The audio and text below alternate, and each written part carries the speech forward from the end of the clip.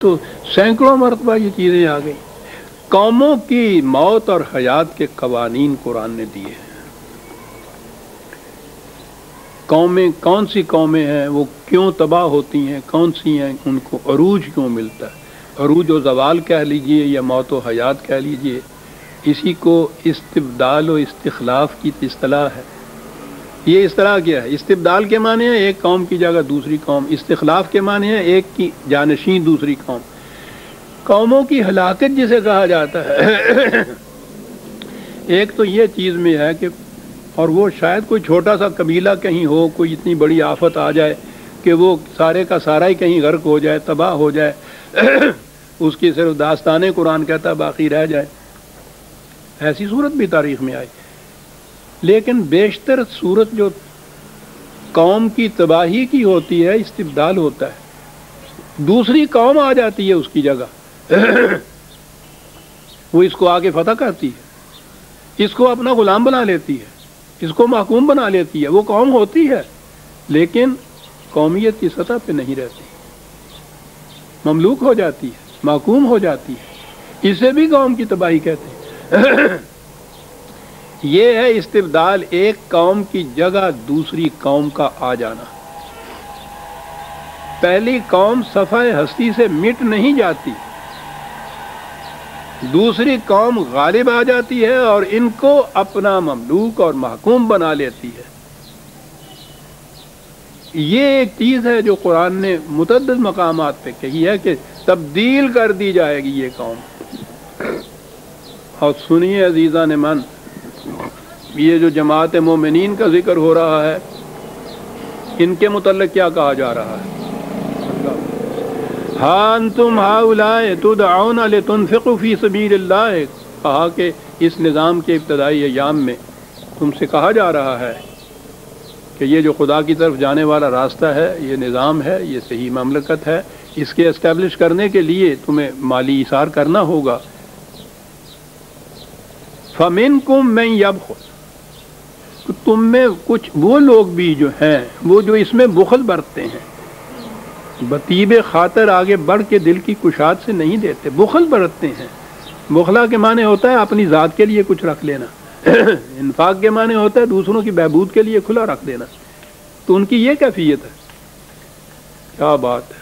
کہا وَمَن يَبْخَلْ فَإِنَّمَا يَبْخَلُ عَن نَفْسِهِ، جو اس مقام پر جو ایک ملی اور قومی اور اجتماعی ضرورت ہے اس میں نہیں دیتا اور بخل کرتا ہے، کہا وہ کسی دوسرے کے خلاف بخل نہیں کر رہا، وہ اپنی ذات کے خلاف بخل کر رہا ہے۔ قوم کو اگر شکست ہو گئی ایسے موقع کے اوپر، نہ کہہ رہا منزلت باشد نہ میرا، یہ بھی اسی میں آ جائے گا جو اتنا کچھ سنبھال کے اپنی ذات کے لیے رکھتا ہے۔ ایسے وقت میں اجتماعی اور قومی اور ملی اور یوں قرآن کی روح سے دینی تقاضے کے اوپر اپنی ذات کو ترجیح دے دینا جو ہے، اپنے لیے تباہی خریدنا ہے۔ کہا یہ اپنے آپ سے بخل کرتا ہے جو ایسا کرتا ہے، اور آگے ہے اپنے آپ سے سمجھ یہ رہا ہے کہ خدا مانگ رہا ہے، واللہ الغنی وانتم الفقراء، یہ نہ سمجھو کہ خدا معاذ اللہ محتاج ہو گیا تم سے وہ پیسے مانگ رہا ہے، وہ تو غنی علی العالمین ہے، محتاج تو تم ہو اس کے، یہ سارا کچھ تمہارے لیے وہ کر رہا ہے، کہہ رہا ہے جو کچھ، اس نے اس میں سے کچھ نہیں لینا۔ اور آگے ہے وہ بات جو ہمارے ساتھ بیتی، وَإِن تَتَوَلَّوْا، اگر تم اس سے روگردانی کرو گے، اس نظام سے پھر جاؤ گے، یستبدل قوما غیرکم، تمہاری جگہ دوسری قوم آ جائے گی، یاد رکھو۔ اور وہ کیسی قوم آئے گی؟ ثم لا یکونوا امثالکم، پھر وہ تمہارے جگہ نہیں ہوگی۔ تو عزیزان من، یہ بات جو میں نے کہی ہے، یہ نہیں کہ وہ قوم صفحہ ہستی سے مٹ جاتی ہے، اس کا فرد باقی کوئی نہیں رہتا، وہ تو زندہ رہتی ہے، لیکن وہ زندگی اس کی جہنم کی زندگی ہوتی ہے، نہ زندہ ہوتی ہے نہ موت اس کو آتی ہے، اس قوم کو محکوم ہو جاتی ہے، مملوک ہو جاتی ہے، مفتوح ہو جاتی ہے، ذلیل ہو جاتی ہے، انسانیت کے درجے سے گر جاتی ہے۔ یستبدل قوما غیرکم، تمہاری جگہ دوسری قوم آ جائے گی، یاد رکھو۔ ثم لا یکونوا امثالکم، پھر وہ تمہارے جیسی قوم نہیں ہوگی۔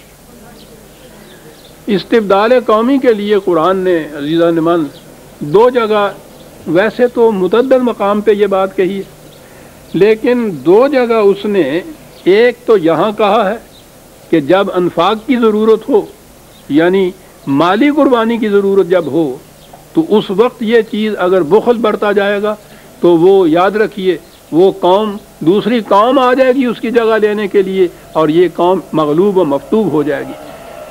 دوسرے مقام پہ ہے 9/39 الا تنفروا يعذبكم عذابا علیلا، یہ جہاد کے لیے نکلنے کے لیے، میدان جنگ میں جانے کے لیے ہے۔ یہ مالی قربانی تھی، وہ جانی قربانی آ گئی۔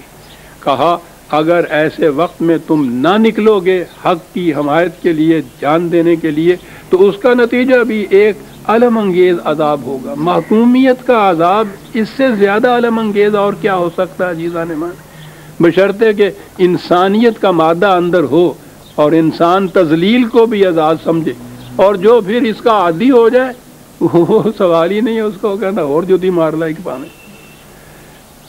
عذاباً علیماً، وہ کیا ہے عذاب علیم؟ یستبدل قوما غیرکم، تمہاری جگہ دوسری قوم آ جائے گی۔ اور جو کہا کہ وہ قوم یہ بھی بتا دیا کہ جو کہا ہے نا کہ تمہارے جیسی نہیں ہوگی، یہ 9/39 تھی ریفرنس جو میں نے ابھی عرض کی، تمہارے جیسی نہیں ہوگی، کیسی وہ ہوگی؟ 5/54 نسخے ہیں تو سامنے رکھیے، بڑی اہم آیت ہے۔ یا ایھا الذین آمنوا، اب آئی وہ بات، من یرتد منکم عن دینہ، یاد رکھو جو تم میں سے اپنے دین سے پھر جائے گا، اس نظام سے پھر جائے گا، فسوف یأتی اللہ بقوم، تو اس کی جگہ ایک دوسری قوم آ جائے گی، یاد رکھو۔ وہ جو کہا تھا نا پھر وہ تمہاری مثال تمہارے جیسی نہیں ہوگی، یہاں بتایا وہ کیسی ہوگی، یحبہم ویحبونہ، یاد رکھو یہ جو حب یا محبت کا لفظ یہ عربی زبان میں آتا ہے، تو ہمارے ہاں تو صرف محبت کہتے ہیں نا، خدا سے محبت کرو خدا تم سے محبت کرے گا، ایک ذہنی چیز ہے یہ۔ عربی زبان کے اندر بیشتر چیزیں کنکریٹ ہوتی ہیں، یعنی عملاً نظر آ جاتا ہے کہ یہ ہو رہا ہے یا نہیں ہو رہا۔ محبت تو ایک جذباتی چیز ہے، عربی زبان میں انسان کی طرف سے خدا کی محبت کے معنی اس کی اطاعت کرنا ہے، اور خدا کی محبت انسانوں کی طرف ان کی حفاظت کرنا ہے۔ قوم وہ ہوگی کہ وہ اس کی اطاعت کرے گی اور وہ ان کی حفاظت کرے گا۔ اذلۃ علی المؤمنین عزۃ علی الکافرین، کیا بات بتائی اس قوم کی خصوصیت، دشمن کے مقابلے میں شمشیر برہنہ، اپنوں کے ساتھ ریشم کی طرح نرم۔ کیا کہا گیا ہے ایک بات کہ مسافے زندگی میں سیرت فولاد پیدا کر، اور شبستان محبت میں حریر و پرنیاں ہو جا، اور گزر جا بن کے سیلے تند رو کوہ بیاباں سے، گلستہ راہ میں آئے تو جوئے نغمہ خواں ہو جا۔ محمد الرسول اللہ والذین معہ اشداء علی الکفار رحماء بینہم، اگلی صورت میں یہ آیت آتی ہے عزیزان من، اذلۃ علی المؤمنین عزۃ علی الکافرین یجاہدون فی سبیل اللہ، خدا کی طرف جانے والے راستے میں جد و جہد مسلسل۔ جہاد جو جنگ ہے وہ تو اس جد و جہد کا آخری نقطہ ہے، ہر قدم جو آپ کا اٹھ رہا ہے یہ جہد ہے، یہ کوشش ہے، یہ جہاد ہے، اس کی طرف جانے والا جہاد ہے۔ یہ مومن کی تو ساری زندگی جہاد کی ہوتی ہے، وہ آخری نقطہ ہوتا ہے۔ یجاہدون فی سبیل اللہ ولا یخافون لومۃ لائم، کسی ملامت کرنے والے کی ملامت سے نہیں ڈرتے پھر۔ یہ خصوصیات ہوں گی اس قوم کی۔ ذالک فضل اللہ یؤتی من یشاء، یہ تو خدا کی طرف سے بہت بڑی نعمت کبریٰ ہے۔ یہ نہیں کہا کہ اسی قوم کے لیے جس کو جو اب مخاطب ہے، جو بھی چاہے گا جب بھی چاہے گا یہ کچھ اس کو مل جائے گا۔ واللہ واسع علیم، بڑی کشاد کا مالک ہے، اور سب کچھ جانتا ہے وہ جو کچھ تم کرتے ہو۔